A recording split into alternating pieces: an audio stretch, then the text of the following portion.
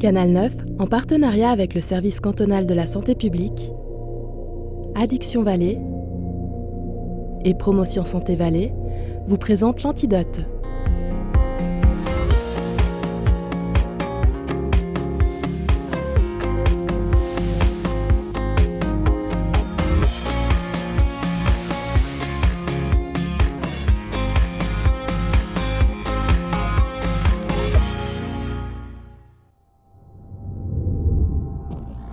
L'alcool augmente les conduites à risque. Une personne qui a trop bu perçoit moins bien le danger.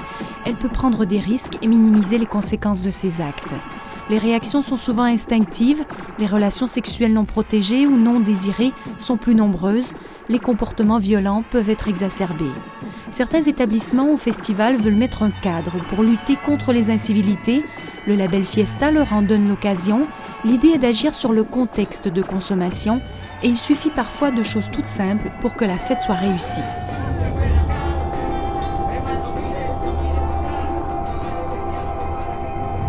Salut. Tout qui est en ordre? Oui. Tu as pu régler toutes tes caméras? Oui, c'est tout. Il est 22h, samedi soir. Comme tous les soirs, le patron de la discothèque du Tsunami, Cédric Dubuis, salue ses employés. Bonjour. Et vérifie les derniers détails de la soirée. Bonjour. Bonjour. Il y a tout qui est en ordre ici? Ouais, c'est bon. Ok. Alors ici, je peux vous montrer donc tous les verres qui ont été changés sur tout l'établissement pour passer en acrylique directement pour éviter ce risque de casse. Les caméras de surveillance, il y en a partout. On en a 42 dans tout l'établissement. Donc il n'y a pas un endroit à l'intérieur ou à l'extérieur qui n'est pas filmé. Donc ici, c'est le centre névralgique en fait de l'établissement. Contrairement aux apparences, nous ne sommes pas dans une boîte de nuit d'un quartier chaud de Chicago, mais bien dans une zone industrielle à Comté.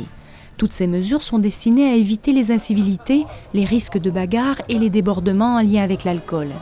15 agents de sécurité surveillent en permanence l'établissement et les caméras tentent de dissuader les gens d'avoir des comportements inadaptés. Parce qu'il me semble important que quand on a un lieu de nuit où on sait tout ce qui peut se passer, de au moins mettre toutes les chances de son côté pour éviter en fait au maximum les problèmes qui pourraient survenir. On sait très bien que le risque zéro n'existe pas malheureusement, mais il est quand même du devoir en fait d'un teneur d'établissement de faire le maximum pour que les jeunes puissent sortir d'une manière safe. Sortir d'une manière safe, c'est bien ce que Philippe Schifferle espérait le 9 mai dernier. À l'issue d'une soirée avec son club de moto, il fait un dernier tour et s'arrête dans un bar pour prendre un verre. Selon son témoignage, il est tout à fait sobre. Mais à la sortie du bar, vers 1h du matin, il tombe sur un groupe de jeunes qui, eux, ne le sont visiblement pas. Apparemment, j'ai malencontreusement mal regardé une des filles. Ce qui s'est passé, c'est qu'après, son ami est venu vers moi en me disant que je l'avais mal regardé, que ça ne se faisait pas comme ça et tout. Donc il m'a poussé une première fois. Moi, je me suis retourné vers lui et j'ai dit oui, qu'est-ce qui se passe? Écoutez, j'estime pas avoir manqué de respect. Je l'ai juste regardé, c'est tout, ça s'arrête là. Je vous souhaite une bonne soirée. Tu vas pas t'en tirer comme ça. Donc il m'a repoussé une deuxième fois. Là, je suis tombé à terre. Et quelques-uns de ses amis, en fait, sont venus sur moi et ont commencé à me donner des coups de pied dans l'abdomen, au niveau des jambes. Je me suis protégé la tête, en fait. Et ça a duré, je dirais, à peu près une minute et demie avant que des gens interviennent et puis nous séparent. La soirée, Philippe l'a finie aux urgences. Il passe une série de tests pour éliminer les risques d'épanchement pour s'assurer qu'aucun organe interne n'a été touché par les coups de pied reçus. Il s'en sort finalement avec quelques bleus, mais il est choqué. Ça m'a quand même marqué, oui, parce que voilà, ça aurait pu être plus grave. Donc là, ça s'est soldé entre guillemets par des coups, mais je ne sais pas, ils auraient peut-être pu avoir une arme tranchante ou je ne sais pas. J'avais quelques bleus au niveau du corps, et puis, mais c'était, je dirais, surtout des bleus intérieurs, quoi, personnels. J'ai jamais été pris à partie dans une bagarre et que ça arrive comme ça, où on est dans un état totalement calme et détendu, ça fait quand même bizarre. Pour lui, l'alcool ingurgité par ces jeunes a sans aucun doute joué un rôle dans cette histoire. À ce jour, il a déposé une plainte pénale contre X pour coups et blessures pour ne pas banaliser ce genre de situation. Pour moi, je pense que s'il n'y avait pas eu ce phénomène d'agressivité, d'alcool, voire d'autres mélanges, la personne n'aurait certainement pas réagi comme ça.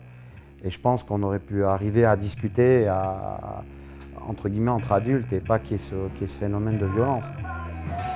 Bien que le fait de boire un verre ou deux d'alcool a des effets souvent euphorisants, où l'on se sent moins angoissé, plus gai, moins timide, au-delà d'une certaine dose, les effets indésirables se manifestent. La consommation excessive d'alcool peut aussi révéler des comportements de violence. Jean-Bernard Despennes connaît bien ce genre de situation. Il est alcoologue au CHUV à Lausanne. C'est ce côté, dans le fond, de l'alcool qui fait que l'anxiété face à l'autre diminue. Et c'est d'ailleurs ce qu'on cherche avec l'alcool. C'est à faire tomber un tout petit peu les barrières pour pouvoir se rapprocher de l'autre.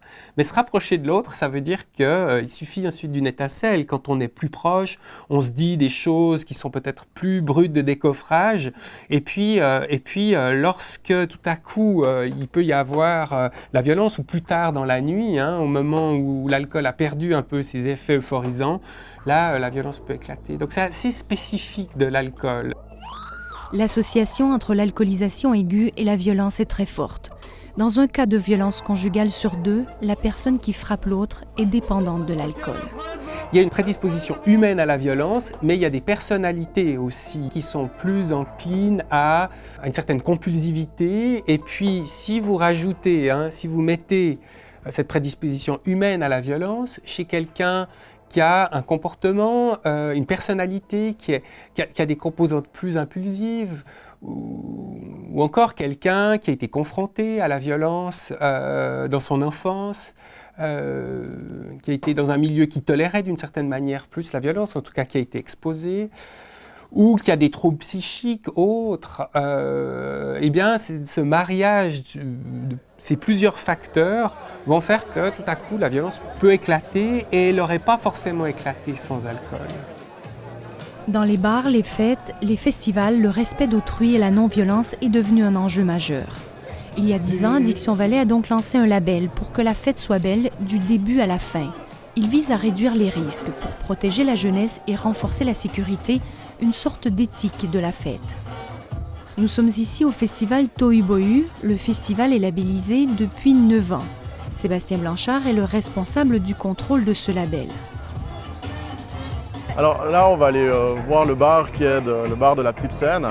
On va aller regarder si dans ce bar à cocktail, ils vendent aussi des minérales, parce que c'est important d'avoir toujours dans un bar la vente de minérales et pas exclusivement d'alcool. Ça permet peut-être pour le conducteur sobre de pouvoir aussi consommer ses boissons durant la soirée et ne pas devoir chaque fois redescendre au grand bar pour aller chercher sa minérale. Puis les minérales doivent être moins chères que les boissons alcoolisées. Toujours, à quantité égale, le prix de la minérale doit être moins cher que la boisson alcoolisée, que ce soit cocktail, bière, vin, cidre ou alcool fort.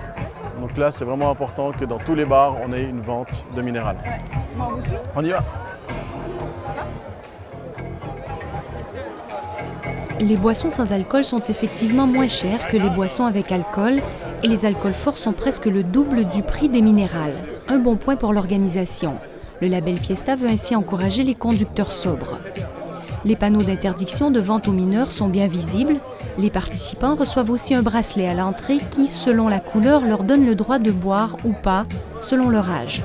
Cette mesure sert à protéger les mineurs. On sait que le cerveau de l'adolescent est en forte croissance, on sait qu'il est assez sensible aux effets toxiques de l'alcool. Et puis on sait aussi de manière empirique que plus les alcoolisations ont lieu tôt, plus la probabilité est importante d'avoir des problèmes plus tôt. Donc on sait, mais épidémiologiquement, simplement parce qu'on l'a constaté, que les problèmes d'alcool sont moins importants chez les gens qui ont commencé à consommer plus tard. Il est interdit de vendre de l'alcool aux moins de 16 ans. On sait pourtant que selon des chiffres de l'Observatoire valaisan de la santé, plus de 50% des jeunes de 15 ans ont déjà été ivres et 14% des jeunes de 11 ans, soit environ un jeune sur 7, a déjà été ivre. Pour le label Fiesta, faire respecter la loi est une condition sine qua non. À partir de là, les mesures préventives mises en place ici agissent sur le cadre de la fête. Elles ne visent pas à prévenir la consommation d'alcool chez les plus de 18 ans ou les risques liés à une dépendance. Mais une bonne organisation permet déjà d'éviter certains risques. Si les participants ne doivent par exemple pas trop attendre pour trouver une place de parc en arrivant, s'ils ne doivent pas faire la queue 1 heure pour avoir à boire ou à manger, s'ils peuvent s'asseoir tout simplement, peut-être qu'ils seront moins agressifs au cours de la soirée.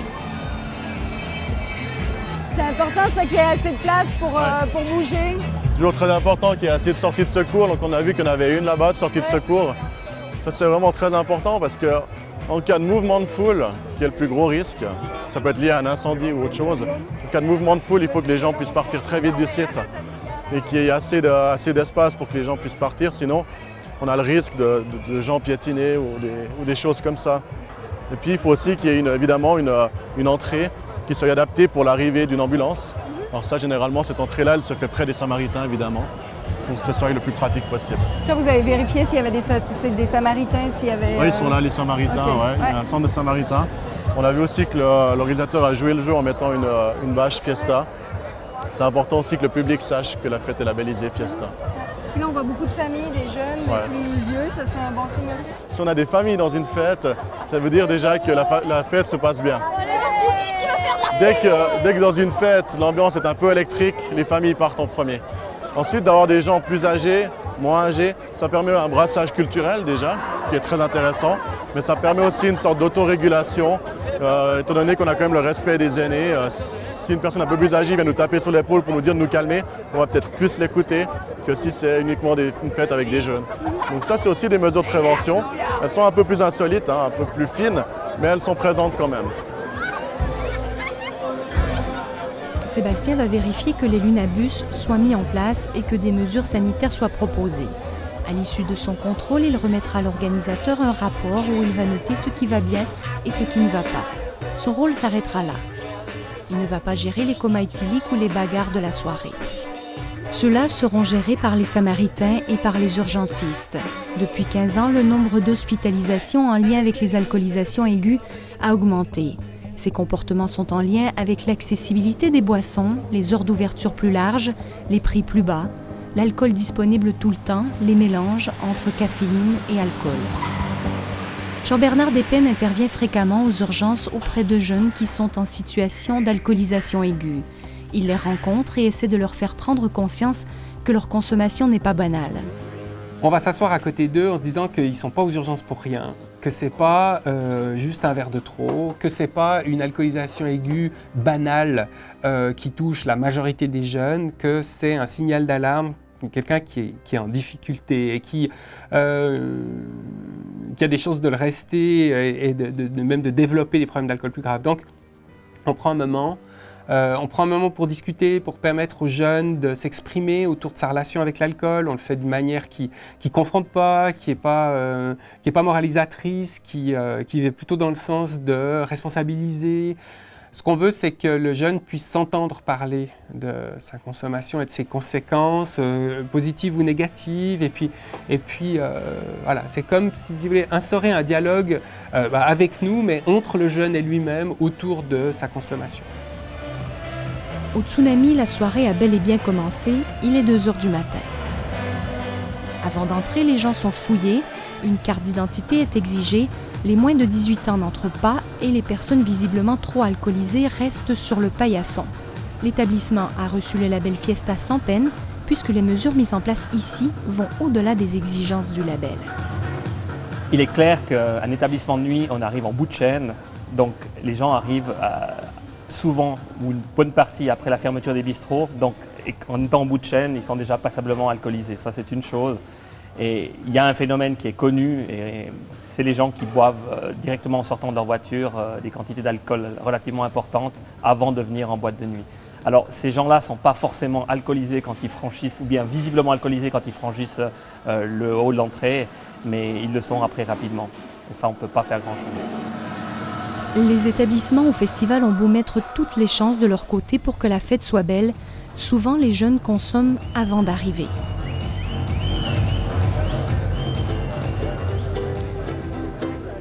Vendredi soir, à la place de la Planta à Sion, les étudiants profitent pour décompresser de la semaine. Certains vont juste boire un verre et rentreront chez eux, d'autres par contre finiront leur soirée dans un établissement ou une fête publique. On est jeunes. On boit parce que déjà en boîte c'est trop cher, c'est 10 francs le verre. Et puis quand on va à Denner, je sais pas, c'est pas cher. Donc on profite de boire dehors avant de rentrer en boîte. Comme ça on est plus motivé.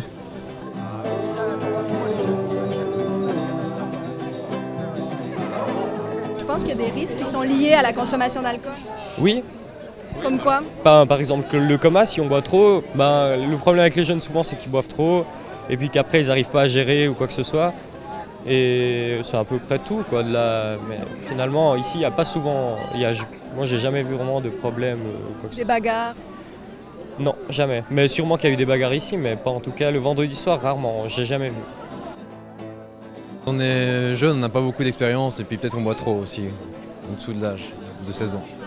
Vous avez quel âge? 17 ans. J'ai 16 ans. 16 ans. Vous avez bu avant l'âge de 16 ans? Ça m'est arrivé, oui, à partir de 15, mais pas énormément, quoi. Puis comment vous procurez l'alcool à cet âge-là? Souvent c'est les amis, peut-être des cousins, les frères et sœurs s'ils sont gentils ou s'ils sont d'accord, mais les amis je pense plutôt. Vous avez déjà eu des mauvaises expériences avec l'alcool? Ouais, j'ai eu une mauvaise expérience, un peu trop jeune avec l'alcool. C'est-à-dire? Autour de 16 ans, j'ai presque fait un coma éthylique avec l'alcool. Mais au départ, on n'a pas l'habitude et puis on ne sait pas comment c'est. On rentre dans un nouveau monde de l'alcool et puis on ne connaît pas. Donc là, on connaît déjà mieux et puis on connaît nos limites. Vous croyez que c'est banalisé la consommation d'alcool aujourd'hui? Ouais, la consommation d'alcool, oui. Bon, les comas éthyliques, peut-être pas. Je pense que quand on fait un coma éthylique, on n'est pas fier de soi. Et voilà. On se vante pas de ça. Les jeunes rencontrés ce soir-là sont conscients des risques liés à une consommation d'alcool. Ils nous ont parlé des comas éthyliques, des bagarres, des risques sur la route. La théorie, ils la connaissent. La pratique, un peu moins. On a un monstre soif. On a une moins bonne perception des risques quand on boit. Alors clairement, c'est typiquement le cas avec la conduite. On sait, c'est bien démontré, les réflexes sont nettement moins bons, il y a des problèmes de champ visuel, il y a des troubles de l'attention. Donc si vous mettez, quelqu'un dans un simulateur de conduite, en fonction de l'alcoolémie, les performances diminuent. Mais la perception des performances, elle n'est pas du tout diminuée. La perception de nos performances est faussée, elle peut nous mener droit dans le mur. Tout comme la perception des risques et des conséquences qui en découlent. Et si la soirée dégénère, c'est parfois ici qu'elle se termine. Nous sommes au centre de consultation CIP, Sexualité, Information, Prévention, Éducation. Lors d'une soirée bien arrosée, les garçons et les filles peuvent aussi prendre des risques au niveau sexuel. Il y a le regret de l'acte, de ce qui s'est passé. Ça donne beaucoup de malaise parce que parfois il n'y a pas un bon souvenir non plus. Le souvenir est flou.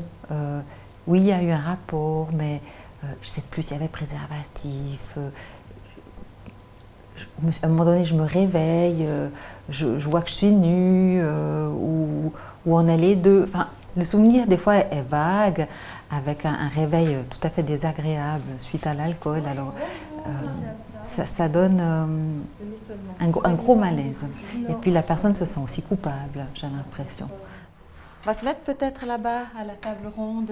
Anne-Marie rencontre Océane, qui revient avec elle sur une expérience difficile, vécue il y a 5 ans.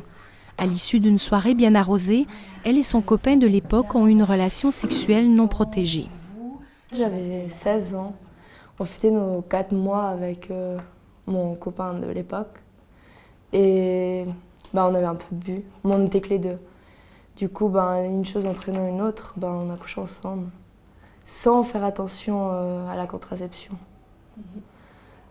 Après, sur le coup, moi, j'ai pas non plus tilté, on va dire. Ce qui a fait que le lendemain, j'ai tout de suite décidé d'aller prendre la pilule le lendemain, à cause de ça. Vous croyez que l'alcool est une cause de ce comportement que vous avez eu à risque? Oui, un peu, parce qu'on l'avait déjà fait, on n'a jamais oublié une seule fois la contraception. Donc là, ouais, je pense que ça a joué un rôle aussi. Vous aviez beaucoup bu? On était encore conscients de ce qu'on faisait et tout, mais on avait bien bu. Ouais. Malgré son réflexe d'aller prendre la pilule d'urgence et l'efficacité de celle-ci dans 95% des cas, Océane tombe enceinte. Elle trouve du soutien auprès du centre CIP et de sa mère, mais la décision de garder un enfant à 16 ans n'est pas facile. j'ai pas su me décider tout de suite en fait. Vu que lui, il voulait le garder, moi je savais pas. Puis il a réussi à me convaincre, donc un jour j'avais envie, un jour j'avais plus envie. Après je réfléchissais aux conséquences, je me disais non, ça va pas être possible. Et puis j'ai décidé de pas le garder, c'était trop compliqué, j'avais 16 ans, j'étais encore en pleine étude, j'avais encore 10 années d'études, jusqu'à 25 ans je suis en études. Donc ça aurait été beaucoup trop compliqué, arrêter mes études pour avoir un enfant qui serait même pas heureux, parce que j'aurais rien à lui offrir, ça m'intéresse, enfin j'avais pas envie de faire souffrir un enfant. Du coup, j'ai décidé de ne pas le garder, quoi. Donc vous êtes fait avorter? Oui. Ça a été dur Oui, il m'a fallu beaucoup de temps pour tourner la page. Ouais, parce qu'au début, j'ai regretté. Je me disais que j'avais fait le mauvais choix. Après, je me disais, mais non, mais t'as fait le bon choix, t'inquiète pas. C'est mieux comme ça. Et puis, pendant 2 ans, ça a été ça. Très peu de personnes dans son entourage sont au courant de cette histoire et pourtant, elle témoigne aujourd'hui. La réflexion n'est plus là quand on voit et puis il y a tout qui est... les émotions, elles sont plus intenses, il y a tout qui est... Enfin, en tout cas, moi, c'était le cas, il y avait tout qui était plus intense, l'intimité et tout qu'on avait, c'était fois 1000. Du coup, on se dit pas, merde, faudrait que je pense à ce qui va se passer demain. J'en parle parce que j'espère que certaines personnes pourront le voir, des jeunes filles ou même des parents qui en parleront à leurs enfants, pour leur faire comprendre que boire, si ils veulent essayer, d'accord, mais faire attention quoi qu'il arrive. Parce que c'est quelque chose que j'ai vécu qui m'a touchée, qui m'a marquée, qui m'a fait grandir, mais je souhaiterais à personne de vivre ça. C'était quelque chose de très dur. Donc j'aimerais pouvoir faire comprendre aux gens de faire très attention avec l'alcool. On pense toujours que ça n'arrive qu'aux autres. Voilà. Et en fait, non. Et quand ça vous tombe dessus, c'est la fin du monde. L'histoire d'Océane n'est pas isolée. Plusieurs jeunes sont confrontés à des situations difficiles à gérer. Ces quelques lettres écrites à des spécialistes du site ciao.ch en témoignent. J'ai fait la fête et j'ai beaucoup bu. Et le lendemain, j'étais avec un homme nu et lui aussi était nu. Et il me touchait. Je fais des mélanges d'alcool et de jus, la soirée se passe et puis je me réveille dans mon lit chez moi sans me souvenir de ce qui s'est passé entre-temps. Sous l'effet de l'alcool, j'étais un peu allumée et tout s'est vite enchaîné. C'était ma première fois, voilà. J'ai eu assez mal. Mais le truc, c'est que je suis pas fière d'avoir perdu ma virginité. Le Centre CIP peut aider les filles et les garçons dans ce type de situation. Il propose une contraception d'urgence, des tests par rapport aux infections sexuellement transmissibles.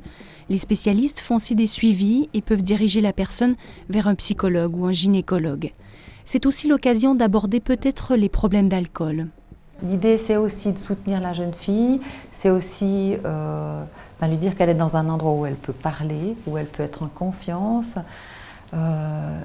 L'idée aussi que la jeunesse, on apprend. On apprend à tout âge, pas seulement quand on est jeune, mais là, elle apprend quelque chose d'elle. Qu'est-ce qu'elle apprend? Qu'est-ce qu'elle apprend par rapport à l'alcool, par rapport aux sorties, par rapport aux copains, par rapport aux relations avec les garçons. Donc ça, c'est des choses qu'on peut travailler avec la jeune fille. Pour l'alcoologue Jean-Bernard Despennes, la meilleure façon d'éviter les débordements est d'aborder toutes les soirées avec un minimum d'anticipation. On a un meilleur contrôle sur son comportement si on a décidé un tout petit peu à l'avance, plutôt que de se laisser entraîner, surprendre, puis dans le fond de pas vraiment anticiper, et puis de passer d'un verre à l'autre sans vraiment y penser. Il propose aussi de manger durant la soirée pour ralentir le passage de l'alcool dans le sang, d'alterner avec des boissons sans alcool, de boire lentement, de se méfier des boissons alcoolisées trop sucrées et de rester à l'écoute de ses sensations. Pour Philippe Schifferle, il faut plus de contrôle sur les lieux de fête, plus d'établissements labellisés Fiesta. Moi, je demande qu'il y ait une justice qui soit beaucoup plus forte là, par rapport à ça. On doit savoir qu'on ne peut pas prendre la voiture en ayant bu, on ne peut pas prendre la moto en ayant bu, on ne peut pas se promener dans la rue en ayant un comportement tel. Je pense qu'en Suisse, on est beaucoup trop laxiste. Dans certains pays comme en Suède ou en Angleterre, si la police vous arrête dans la rue en état d'ébriété, vous passez la nuit en cellule de guérissement et vous pouvez être condamné à de la prison ferme, voire même une amende très très forte. Pour moi, on est beaucoup trop laxiste. Ironie du sort, Philippe est lui-même agent de sécurité et son rôle au Paléo Festival ou à la fête des étudiants à Sion, entre autres, est de contrôler et de prévenir la survenue de bagarres. Pour les établissements publics, la situation est ambiguë. D'un côté, ils font leur chiffre d'affaires avec la vente d'alcool. De l'autre côté, ils sont victimes des excès. Ils allument le feu et essaient de l'éteindre à la fois. Mais certains ont décidé de s'attaquer à ce problème. Ils prennent des mesures responsables. Les mentalités évoluent. La lutte pour que la fête soit belle est en marche. Elle vise à ce que la consommation excessive d'alcool soit moins banalisée, que les organisateurs de manifestations se responsabilisent et que les gens boivent finalement moins, mais mieux.